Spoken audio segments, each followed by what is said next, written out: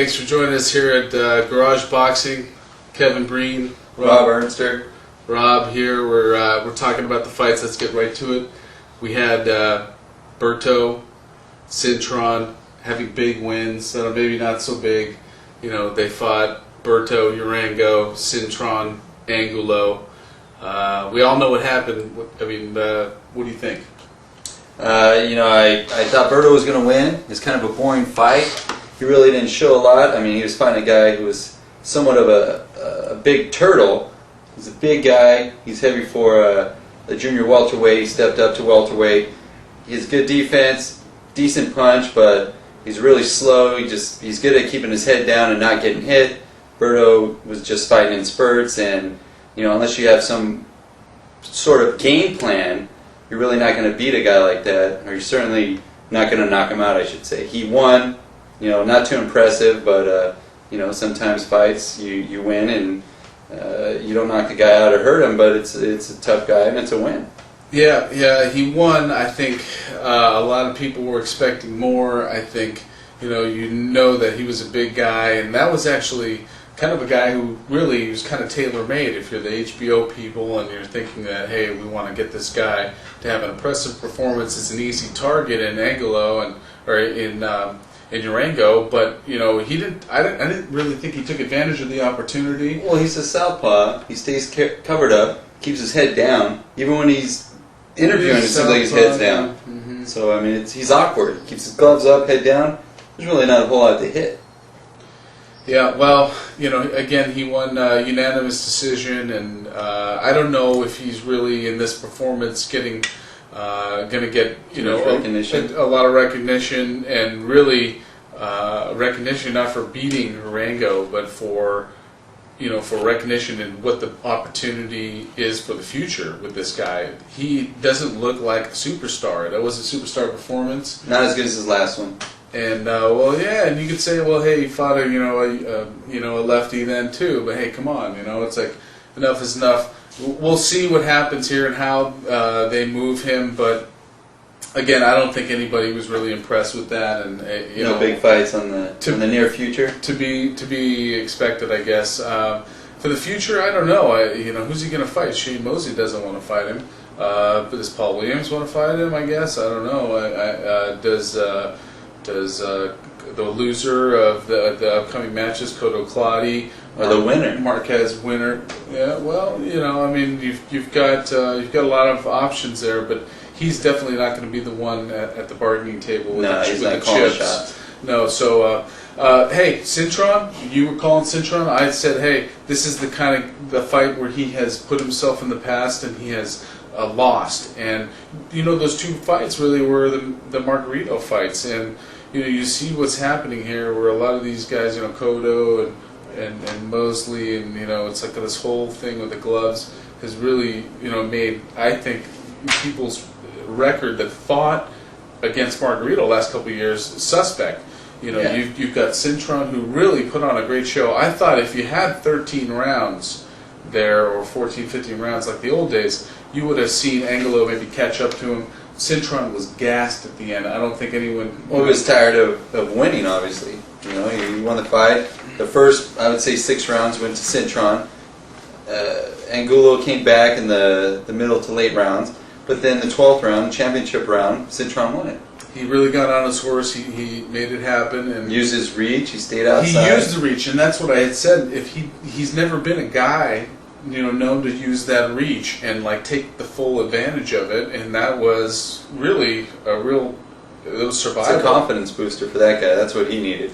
Yeah, he got it. I think it's going to lead to bigger and better things at bigger and better, I think, weight classes. I think he needs to, that'll be an interesting fight. Cintron, Paul Williams. Yeah, Williams would take him. Yeah, Williams. I think it'd be about a 7-rounder. Ooh, call it here right now. I would like. So if they ever fight, you got a. What's Cintron, a B+ fighter? Cintron, I don't know. He was your hero last week. No, I just picked him because the other guy is not that good. He's kind of like the Chavez, but without the power and the go get him. He was losing the fight. He didn't turn it on.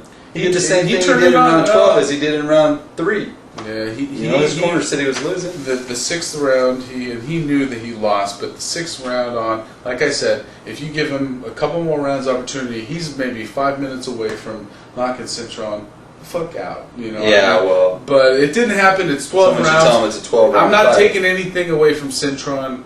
It is. But what I see your point. He was my tired. point. The thing is Angulo will be back, and I don't know. He was undefeated. He's got his blemish. I mean, you thought he would just lay it all out there to stay undefeated. That's hard to do. He was why lose to a guy that you can beat? That doesn't make any sense. He was a wrecking ball that met somebody that just Cintron's not and Cintron's not smooth. He burns so much energy just being tense. Even the announcers are saying Angulo has more flow to him. That was the biggest thing about the fight, I think, is that the turning point in that fight is when Cintron just kicked back and relaxed there in the third round. He's got a good trainer now, right? And Angulo, again, the experience came into that fight. I think you see a lot of you see Angulo go on to have a good fight. He's not going to fight anybody top tier next time, but it is what it is. So and we might see something come out of the news because remember I showed up late to the press conference.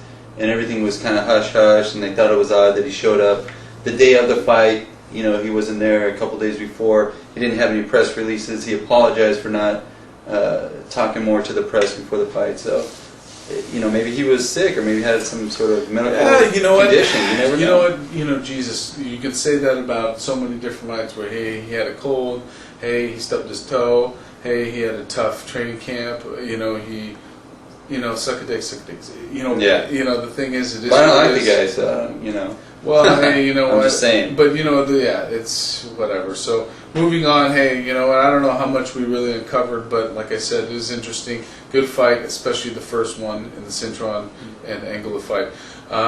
Now you've got coming up in succession. You have here as we begin June. This is June. Second today, Tuesday, June 2nd. We've got upcoming fight series that's just beginning at the Nokia Theater in LA Live in downtown Los Angeles. And this is a big thing because it's kind of like a VIP and they're making it all exciting. And wonder if we'll get invites. I hope so. $85, $100 or something like that for those seats, those VIP things, and then you've got, but nobody knows who they're fighting, so there's not really a lot of substance there. That's a Thursday, June 11th. That's this week. You've got from there. You've got some fights in Irvine, the old battle in the ballroom. Everybody's been there, done that, but that's interesting. They probably do have some names at least and some roster at good seats, great seats actually. Hey, small area, good lighting, so. There's no bad seat in the building, so definitely show up. Yeah, battleintheballroom.com. And then you've got, of course, the big fights. You've got, well, a little bit bigger, not really. Robert Guerrero on Friday Night Fights in the ESPN. It's super featherweight champions at San Jose HP Pavilion. And that's where he's local from, Robert Guerrero. He's expected to win. He's fighting Johnny Edwards. Johnny, I don't know so much about you, so, who cares? Good luck. Good luck. So, obviously, the next big thing, a couple weeks, 2 weeks now, Cotto Claudio. That's very interesting, from Madison Square Garden. The Mecca. In New York, where this guy fought Sugar Ray Robinson. And going to be a very interesting thing. Cotto is accustomed to fighting there. He's got a big, loyal fan base. Yeah. That's the Puerto Rican, capital of America. Capital of the world, capital of America, and it's their week. So you've got a big situation and a lot of excitement from Cotto, but Claudio is, it's like, hey, Claudio's not too bad himself. He's under the radar in terms of he's going into hostile territory somewhat here. He's the bigger guy. He's the bigger guy. We've talked about this before, but we're so close now. What are we thinking here? I'm still staying with Cotto. I think he's going to outbox him. Even though Claudio's like a piece of steel and he's got a good punch, he doesn't put the pressure on like a Margarito. So I think Cotto's going to be able to box, win every round, avoid the big punch, and not get hurt, and probably win a unanimous decision.